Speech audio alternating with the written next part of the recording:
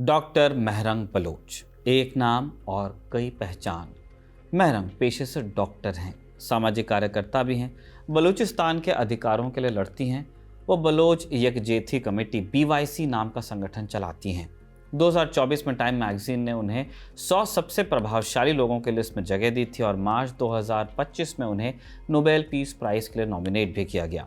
इससे आप उनकी शख्सियत का अंदाज़ा लगा सकते हैं। 22 मार्च को महरंग बलोच एक बार फिर सुर्खियों में आई जब वो फोर्स्ड डिसअपीयरेंस के शिकार लोगों के समर्थन में धरने पर बैठी। तभी पुलिस ने उन्हें गिरफ्तार कर लिया और वकीलों और रिश्तेदारों को उनसे मिलने से रोका गया। इसके खिलाफ बलूचिस्तान हाईकोर्ट में याचिका दाखिल की गई थी। आखिरकार 25 मार्च को अदालत ने वकीलों और रिश्तेदारों से मुलाकात की इजाज़त दे दी, लेकिन उनकी रिहाई को लेकर संशय बरकरार है। वैसे पहली बार नहीं जब पाकिस्तान सरकार ने बलूच अधिकारों के लिए लड़ने वालों का दमन किया हो। इस इतिहास का सिरा बलूचिस्तान पर पाकिस्तान के कब्जे से जुड़ा है। बलूचिस्तान में पाकिस्तान दमन कार्यक्रम क्यों चलाता है, बलूचिस्तान की असल समस्या क्या है और महरंग बलोच की गिरफ्तारी कितनी बड़ी घटना है, इन सारे सवालों के जवाब हम देने की कोशिश करेंगे। ये खबरगांव है। नमस्कार, स्वीकार कीजिए निखिल का। आप हमारा डेली इंटरनेशनल बुलेटिन राजदूत देख रहे हैं।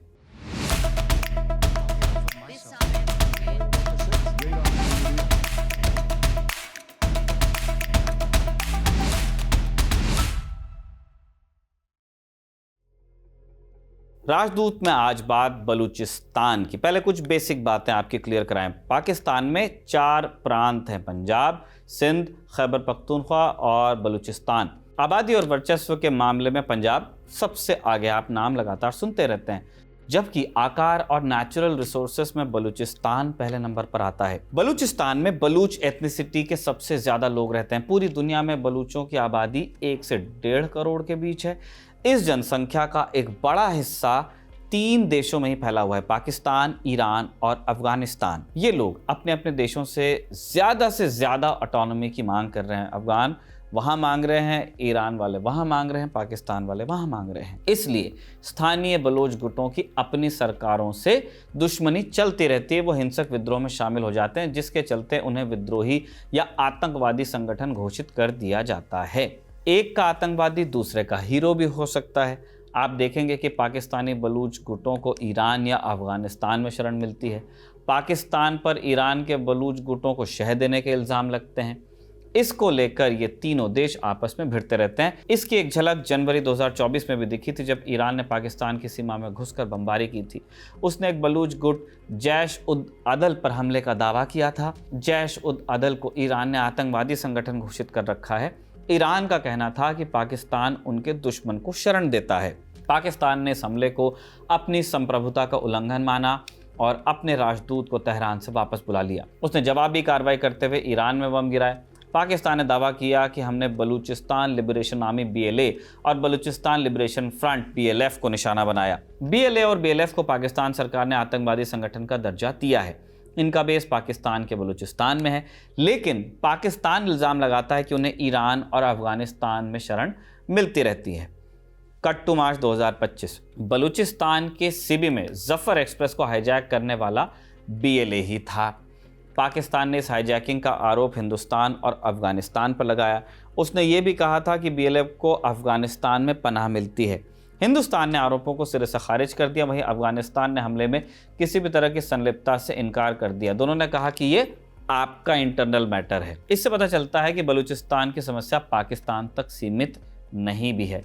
इसमें कम से कम 4 देशों का स्टेक है, पाकिस्तान, अफगानिस्तान, ईरान जहां बसते हैं, और हिंदुस्तान जिसका नाम ले लिया जाता है। आज हमारा फोकस पाकिस्तान वाले बलूचिस्तान पर रहेगा। कितना अहम है ये प्रांत पाकिस्तान की दक्षिण पश्चिमी सीमा पर बसा है। इसकी ज़मीनी सीमाएं ईरान और अफगानिस्तान से लगती हैं। बलूचिस्तान की आबादी लगभग 1.5 करोड़ है। ये पाकिस्तान की कुल आबादी का लगभग 6% है, जबकि एरिया में इसकी भागीदारी करीब 40% की है। बलूचिस्तान के दक्षिण में अरब सागर है, जो समुद्री व्यापार के लिए ज़रूरी है। पाकिस्तान ने बलूचिस्तान में बने ग्वादर पोर्ट को चीन को लीज किया हुआ है। ये चाइना पाकिस्तान इकोनॉमिक कॉरिडोर यानी CPEC का हिस्सा है। इसके अलावा खनिजों के खनन की छूट भी दी है। पिछले कुछ बरसों में चीन पाकिस्तान का सबसे अहम मददगार बनकर उभरा है। इल्ज़ाम लगते हैं कि पाकिस्तान इसका बदला बलूचिस्तान को बंधक बनाकर चुका रहा है। बलूचिस्तान में तांबा, कोयला, सोना और यूरेनियम का बड़ा भंडार है। पाकिस्तान के कुल प्राकृतिक संसाधनों का 20% यहीं पर है। पाकिस्तान के 3 नौसैनिक अड्डे बलूचिस्तान में हैं। बलूचिस्तान के चगाई में ही पाकिस्तान ने परमाणु परीक्षण किया था। इतने संसाधनों के बावजूद बलूचिस्तान में तरक्की नहीं आई। प्रांत की 80% आबादी गरीबी रेखा से नीचे जीवन यापन करती है। साक्षरता सिर्फ 42% है। फ्राइडे टाइम्स की रिपोर्ट के मुताबिक बलूचिस्तान के 27 लाख बच्चों में से 19 लाख बच्चे स्कूल नहीं जाते। बेरोजगारी दर बाकी प्रांतों की तुलना में बहुत ज्यादा है। विकास के दूसरे मानकों पर भी इलाका पीछे है। इसलिए स्थानीय लोगों में असंतोष बढ़ता गया और यह हिंसक विद्रोह में तब्दील हो गया। वैसे इस असंतोष की शुरुआत अचानक नहीं हुई, 1948 में हो गई थी, जब मोहम्मद अली जिन्ना ने बलूचिस्तान पर जबरन कब्जा किया था। इसलिए बलूचों को पाकिस्तान की सरकार पर कभी भरोसा हुआ ही नहीं। उन्होंने 1958, 1962 और 1973 में सरकार के खिलाफ विद्रोह किया। फौज ने इसे बड़ी बेरहमी से कुचला। 1973 वाला मूवमेंट 4 बरस चला और इसमें 5000 से ज़्यादा बलूचों का कत्ल हुआ। बलूचिस्तान में अगला बड़ा विद्रोह 2005 में हुआ। उस बरस नवाब अकबर खान बुख्ती ने बंदूक उठाई थी। बुख्ती 1950 के दशक में कैबिनेट का हिस्सा रहे, पाकिस्तान की यूनियन कैबिनेट का। 1989 से 1990 के बीच बलूचिस्तान के सीएम भी रहे वो। 2005 में उन्होंने बलूचिस्तान के संसाधनों पर पर्याप्त हक देने की मांग रखी और मांग के समर्थन में बंदूक उठा ली, लेकिन अगले ही बरस उनकी हत्या कर दी गई। नवाब बुख्ती की हत्या के बाद बलूचिस्तान विद्रोह और तेज हुआ। तो बलूचिस्तान विवाद की जड़ में आर्थिक भेदभाव और सरकारी दमन है, लेकिन वजहें यहीं तक सीमित नहीं हैं। और क्या क्या मुद्दे हैं? नंबर 1, बलूचों का इल्ज़ाम है कि उन्हें शासन व्यवस्था में पर्याप्त रिप्रेजेंटेशन नहीं दिया गया। एक उदाहरण तो संसद के निचले सदन का, यानी कि नेशनल असेंबली का। जैसे वहाँ नेशनल असेंबली है, अपने यहाँ की लोकसभा समझिए आप। 336 मेंबर्स वाली नेशनल असेंबली में बलूचिस्तान के महज 20 सांसद हैं, आकार में सबसे विशाल होने के बावजूद। दूसरा बिंदु है कि बलूच लोग चीन के बढ़ते दखल से भी परेशान है। उनका कहना है कि सरकार उनका हक लुटा दे रही है चीनियों को, और इस वजह से चीनी कंपनियों पर भी हमले बढ़े हैं। तीसरा बिंदु है कि पाकिस्तान का मिलिट्री एस्टैब्लिशमेंट बलूचिस्तान को एक लॉ एंड ऑर्डर प्रॉब्लम की तरह देखता है। वो इससे हथियारों के दम पर निपटना चाहते हैं। इसके चलते असली समस्या दरकिनार हो जाती है। पाकिस्तान फौज के हज़ारों सैनिक बलूचिस्तान में हमेशा तैनात रहते हैं। वो चरमपंथी गुटों से निपटने का दावा करते हैं, लेकिन वो शक के आधार पर बेगुनाह लोगों को टॉर्चर करने या उनका कत्ल करने तक से नहीं हिचकते हैं। Voice for missing Baloch persons नामक एनजीओ की रिपोर्ट के मुताबिक 2004 से 24 के बीच तकरीबन 7000 बलूच नागरिकों की गुमशुदगी की रिपोर्ट दर्ज हुई। असल संख्या तो इससे कहीं ज़्यादा है। ये उन लोगों का नंबर है जिनके घर वाले इतने रिसोर्सफुल थे कि अपनी तहरीर को एफआईआर बनवा पाए, अदरवाइज एफआईआर करवाना वहाँ भी महाभारत ही है। इसे लेकर सरकारी कमीशन बन चुका है, संसद से बिल पास हो गया, लेकिन कभी अमल नहीं हो पाया। इसके चलते नाराजगी बढ़ती रही और इसके खिलाफ 2 किस्म के आंदोलन चलने में आए, देखने में आए। पहला हिंसक विद्रोह के तौर पर तो आप देख ही रहे हैं, बीएलए और बीएलएफ जैसे संगठन कर ही रहे हैं। उनका मकसद पाकिस्तान से पृथक बलूचिस्तान की वो कल्पना करते हैं, आज़ादी की लड़ाई वो कहते हैं। दूसरे किस्म का आंदोलन अहिंसक था। इसके तहत लोग बलूचिस्तान से इस्लामाबाद तक लॉन्ग मार्च निकालते, सरकारी इमारतों के सामने धरना देते, नारेबाजी करते, पिकेटिंग करते। उनका मकसद असल समस्या की तरफ सरकार का ध्यान दिलाना था। इस तरह के आंदोलनों में डॉक्टर महरंग बलोच बढ़ चढ़कर हिस्सा लेने लगी और इसी तरह का आंदोलन होता है जिसे क्वेल करना, जिसे दबाना मुश्किल होता है कि भाई जो हथियार नहीं चला रहा उसे आप क्या कह के जेल में डालोगे। आज के समय में डॉक्टर महरंग बलूचिस्तान आंदोलन के सबसे बड़े फेसेस में से एक हैं, जिनसे कैसे डील किया जाए पाकिस्तान को समझ में नहीं आ रहा है। पाकिस्तान उन्हें सुनने को फिर भी तैयार नहीं है। उन्हें पहले भी कई बार अरेस्ट किया जा चुका है। डॉक्टर बलूच की कहानी क्या है? डॉक्टर महरंग की पैदाइश 1993 की है। उनका शुरुआती जीवन आम बच्चों की तरह ही रहा।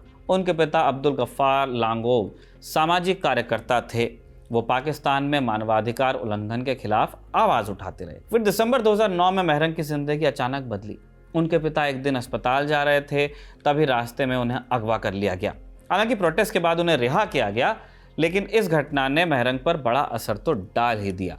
उन्होंने फौज की ज्यादती का किस्सा तो सुना ही था, लेकिन पहली बार उन्होंने खुद इसका ट्रॉमा झेला अपने घर में। इस घटना के बाद महरंग बलोच स्टूडेंट मूवमेंट में बढ़ चढ़कर हिस्सा लेने लगी। इस बीच जुलाई 2011 में फौज उनके पिता को एक बार फिर से उठा के ले गई। इस बार वो वापस नहीं लौटे। कुछ दिनों बाद उनकी डेड बॉडी किसी सुनसान जगह पर मिली।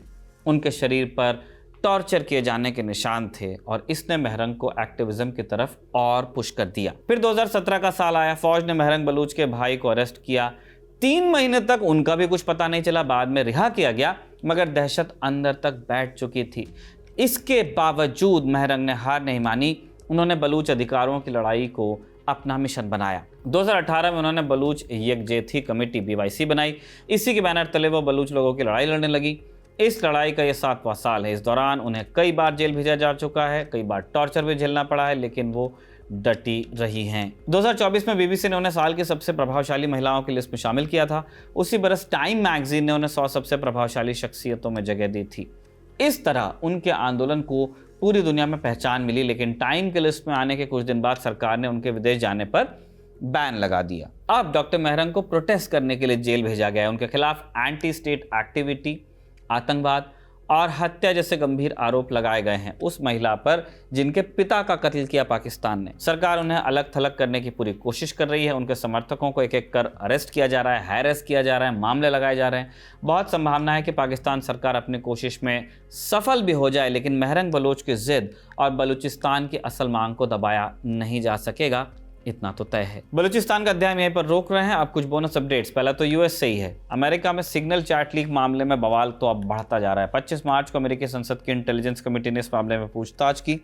कमेटी ने director of national intelligence Tulsi Gabbard, CIA के डायरेक्टर जॉन रैटक्लिफ और FBI के डायरेक्टर काश पटेल को घंटों बैठाया, लेकिन किसी ने भी गलती स्वीकार नहीं की। CIA चीफ रैटक्लिफ ने तो इस लीक को सामान्य बताकर खारिज तक कर दिया। उन्होंने ये भी दावा किया कि इस लीक में कोई भी क्लासिफाइड इंफॉर्मेशन बाहर नहीं आई। उधर संसद से बाहर प्रेसिडेंट डोनाल्ड ट्रंप ने भी लीक को हल्के में लिया। उन्होंने भी किसी का इस्तीफा लेने से मना किया है। सिग्नल चैट लीक की घटना 24 मार्च को चर्चा में आई थी, जब अटलांटिक के चीफ एडिटर जेफरी गोल्डबर्ग ने हूती अटैक का प्लान पब्लिश कर दिया अखबार में। अटैक होने के बाद किया था। जेफरी को national security adviser Mike Waltz ने एक ऐसे ग्रुप में जोड़ लिया था जहां पर यमन पर अटैक का प्लान बन रहा था। इस ग्रुप में जेफरी को नहीं होना था क्योंकि उनके पास सिक्योरिटी क्लियरेंस नहीं था, लेकिन किसी ने भी इस पर ध्यान नहीं दिया। इसे लेकर ट्रंप सरकार पर लापरवाही बरतने और गैर जिम्मेदाराना हरकत करने के आरोप लगे। माइक वॉल्स का इस्तीफा भी मांगा गया, लेकिन ट्रंप सरकार इस पर झुकने को तैयार नहीं है। चैट लीक के बारे में 25 मार्च के राजदूत में बात हम कर चुके हैं आपसे। अगर आप चाहते हैं विस्तार से समझना तो आप डिस्क्रिप्शन में जो लिंक है उसको क्लिक कीजिए। राजदूत चलने लगेगा, हम दिखने लगेंगे, आपको समझ में आ जाएगा। दूसरा अपडेट रूस यूक्रेन वॉर से जुड़ा है। रूस और यूक्रेन ब्लैक सी में लड़ाई रोकने के लिए तैयार हो गए हैं। हालांकि ज़मीन और हवा में जंग जारी रहेगी। बहुत अजीब तरह का सीज फायर है। रूस ने शर्त रखी है कि उसके खिलाफ लगाए गए कुछ प्रतिबंध हटाए जाएं, उसके बाद तो समंदर में जंग बंद हो सकती है। अभी अमेरिका ने इस पर सहमति दी नहीं है, इसलिए संघर्ष विराम की नीयति अभी तय नहीं है। इससे पहले रूस ने पूर्ण युद्ध विराम को तो सिरे से खारिज कर दिया था, ट्रंप को ठेंगा बता दिया था। रूस ने एनर्जी और दूसरे इंफ्रास्ट्रक्चर पर बमबारी रोकने का वादा भी नहीं निभाया था। इसलिए ब्लैक सी में संघर्ष विराम को लेकर संशय है। यूक्रेन पीस टॉक्स को भी हम लगातार कवर कर रहे हैं राजदूत में। आपको एपिसोड्स के लिंक डिस्क्रिप्शन में देंगे। इसी के साथ अभिषेक का लिखा और इरशाद का रिकॉर्ड किया राजदूत समाप्त होता है। खबरगांव को लाइक, शेयर और सब्सक्राइब आप करते रहिए। शुक्रिया। शुभ रात्रि।